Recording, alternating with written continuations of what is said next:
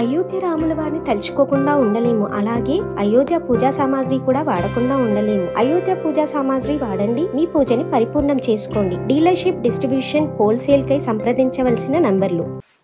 వాళ్ళను చదువుకోనియండి. కుటుంబ సమస్యలతో పిల్లల చదువులను మధ్యలోనే ఆపేయకండి. విద్య ఒక్కటే మీరు అందించే ఆస్తిగా భావించండి. ప్రైవేట్ స్కూళ్ళలో వేసే స్తోమత లేకనో, సర్కార్ బడిలో పంపడానికి ఇష్టం లేకనో పిల్లల మీద నిర్లక్ష్యంగా వివరించకండి. ఎన్ని ఆర్థిక ఇబ్బందులను ఎదుర్కొంటున్నా కూడా ఎట్టి పరిస్థితుల్లో బంగారు భవిష్యత్తున్న భావితరాల జీవితాలను నాశనం చేయకండి. దయాగుణమున్న మహానుభావులారా పేద విద్యార్థులకు సాయం చేయండి. పుస్తకాలు, నోట్బుక్స్ కొనుక్కోలేని నిరుపేద పిల్లలకు మీ వంతు సహాయ సహకారాలు అందించండి. బాగా చదువుకొని ఇంట్లో కుటుంబ సమస్యల దృష్ట్యా మధ్యలోనే చదువులు ఆపేసిన ఎందరో పేద విద్యార్థులు వాళ్ళ లక్ష్యాలను చేరుకోలేక నడింట్లో కన్నీరు పెడుతున్నారు. ఇలాంటి ప్రతిభావంతులైన విద్యార్థులకు కొంత చేయూతనిస్తే వాళ్ళు దేశ పురోగతిని మారుస్తారని చెప్పి పెద్దపల్లి రాజన చిన్న కథ ఉన్నది. ఏం కథ అంటే దీని అంటే చదువు గురించి, ఈ హెల్ప్ చేసిన వాళ్ళ గురించి.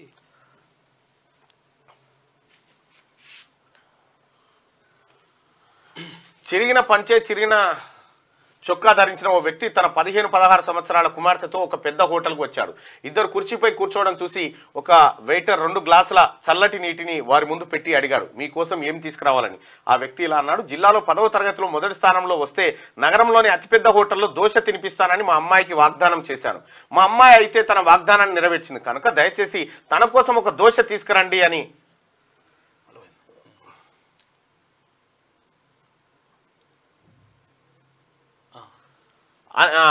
మా అమ్మాయి అయితే తన వాగ్దానాన్ని నెరవేర్చింది కనుక దయచేసి తన కోసం ఒక దోశ తీసుకురండి అని అతను అడగడం జరిగింది. మీ అమ్మాయికి అయితే ఒక దోశ చెప్పారు, మరి మీకేం కావాలి అని అతన్ని వెయిటర్ అడిగాడు. అతను కొంచెం బాధతో హృదయంతో ఇలా అన్నాడు, నా దగ్గర ఒక దోశకు సరిపడే డబ్బు మాత్రమే ఉంది కాబట్టి ఇంకా నాకేం వద్దు.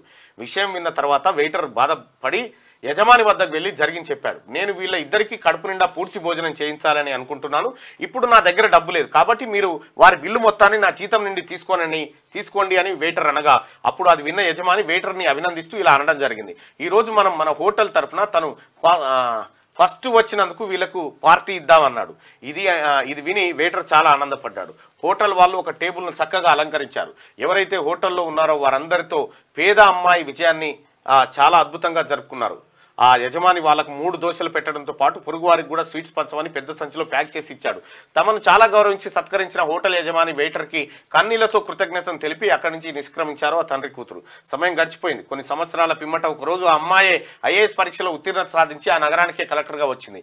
ఆమె ముందు తన సర్వెంట్ని అదే హోటల్కు పంపించి కలెక్టర్ గారు అల్పాహారం తీసుకోవడానికి వస్తానని చెప్పమన్నారు. అనగా హోటల్ యజమాని వెంటనే ఒక టేబుల్ని బాగా అలంకరించాడు. ఈ వార్త వినగానే హోటల్ యజమాని కస్టమర్లతో నిండిపోయింది హోటల్ మొత్తం కలెక్టర్ గారిని చూడడానికి. అదే అమ్మాయి కలెక్టర్ అయి తన తల్లిదండ్రులతో కలిసి నవ్వుతూ హోటల్ వద్దకు వచ్చింది. అందరూ ఆమెను చూసి గౌరవార్థంగా నిలబడ్డారు. హోటల్ యజమాని ఆమెకు ఒక పూల గుత్తిని సమర్పించగా వెయిటర్ టిఫిన్ ఆర్డర్ కోసం అభ్యర్థించారు. కలెక్టర్ గారు ఆ హోటల్కి వచ్చిన ఆమె ఇలా చెప్పింది, మీరిద్దరూ నన్ను గుర్తించలేకపోవచ్చు. ఒకప్పుడు నేను మా తండ్రితో కలిసి ఈ హోటల్కి వచ్చినప్పుడు నేను చదువులో మొదటి ర్యాంక్ తెచ్చుకున్న విషయం మీకు తెలిసి మా వద్ద తగినంత ధనం లేకున్నా కూడా మీరు సంతోషంతో మాకు అన్ని వడ్డించడమే కాక మా వద్ద నుండి ఒక్క పైసా కూడా అడగకపోవడమే కాక మమ్మల్ని మీరు ఘనంగా సత్కరించడం జరిగింది. ఆనాడు మీరిద్దరు మానవత్వానికి నిజమైన ఉదాహరణగా నిలిచారు. నేను పాస్ అయినందుకు ఒక అద్భుతమైన పార్టీని ఇచ్చి మాకే కాకుండా మా పొరుగు వారికి కూడా ఇవ్వమని స్వీట్ ప్యాకెట్లు చేసి ఇచ్చారు. ఈ రోజు నేను మీ ఇద్దరి ఆశీస్సుల వల్ల కలెక్టర్ అయ్యాను. మీ ఇద్దరిని నేను ఎప్పుడు నా జన్మాంతం గుర్తుపెంచుకుంటాను. ఈ రోజు నా పార్టీ నా తరఫున ఇక్కడ ఉన్న కస్టమర్లందరికీ మరియు మొత్తం హోటల్ సిబ్బందికి బిల్ నేను కడతాను. అలా అని అందరి ముందు హోటల్ యజమానితో పాటు వెయిటర్ని కూడా సత్కరించడం జరిగింది. పేదరికాన్ని ఎగతాళి చేయకుండా వాళ్ళలో ఉన్న ప్రతిభను గుర్తించి గౌరవించాలి, వాళ్ళను ప్రోత్సహించాలి. తద్వారా సమాజాభివృద్ధికి మనవంతు సహాయం చేయాలి అని చెప్పి చిన్న హెల్ప్ చేస్తే అట్లా ఉంటుంది. అంటే గొప్ప ఒక పరిస్థితికి వచ్చిన అయితే నేను విషయం ఏంటంటే నేను చెప్పొద్దు అనుకున్నా కానీ చెప్పాలి. ఇప్పుడు అయితే నేను ఇక్కడ మొన్న చాలామంది ప్రజలు కలవడానికి వస్తే ఒక మాసిపోయిన అంగితోని ఒక తండ్రి ఒక అమ్మాయి ఇద్దరు వచ్చి అమ్మాయి సార్ నాకు చదువుకోవాలని ఉంది సార్, నేను ఒక ఎంట్రన్స్ రాసిన సార్, నాకు 77 ర్యాంక్ వచ్చింది సార్ ఆల్ ఇండియాలో, నాకు అక్కడ సీట్ వస్తుంది సార్, ఒక నేషనల్ ఇన్స్టిట్యూట్లో సీట్ వస్తుంది సార్, కానీ మా కుటుంబం అక్కడ రోడ్డు పక్కన చిన్న బజ్జీల బండి పెట్టుకొని అమ్ముకుంటాం సార్, మాకు అంత స్తోమత లేదు సార్ అని చెప్పని వస్తే ఆ అమ్మాయి వచ్చి నన్ను జస్ట్ ఇట్లా అడిగింది,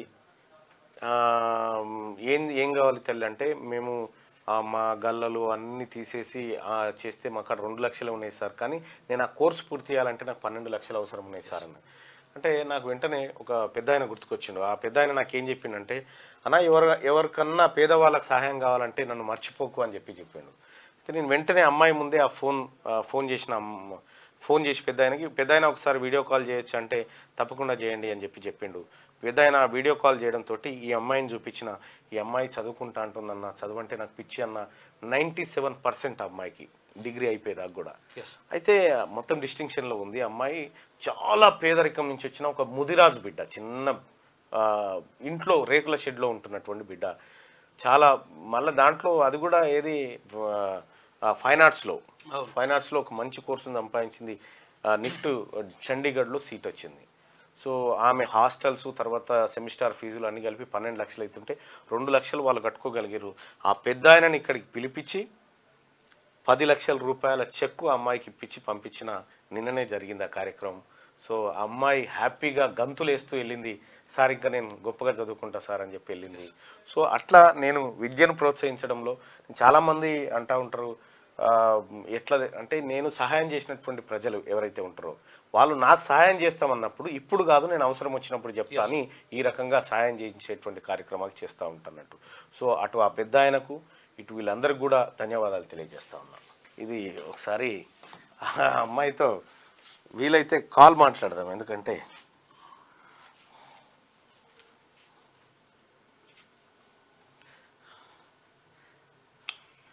అంటే చాలామంది దాతలకు కూడా చెప్తా ఉన్నా అది ఇన్స్పిరేషన్గా ఉండాలి.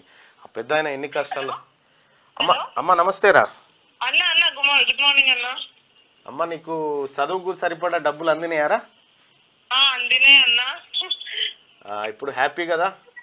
థ్యాంక్ యూ సో మచ్ అన్న, చాలా హ్యాపీ. కాలేజ్కి వెళ్తున్నా అన్న, ఇప్పుడు ఇది సిరిసిల్లాలో ఎగ్జామ్ కంప్లీట్ చేసుకొని 29కి వెళ్తా చండీగఢ్కి. కలుస్తా అన్న 100% మళ్ళీ వచ్చి. బాగా చదువుకో తల్లి. అంటే నువ్వు ఎక్స్పెక్ట్ చేయలే కదా అంత భారీ మొత్తంలో సాయం చేసి.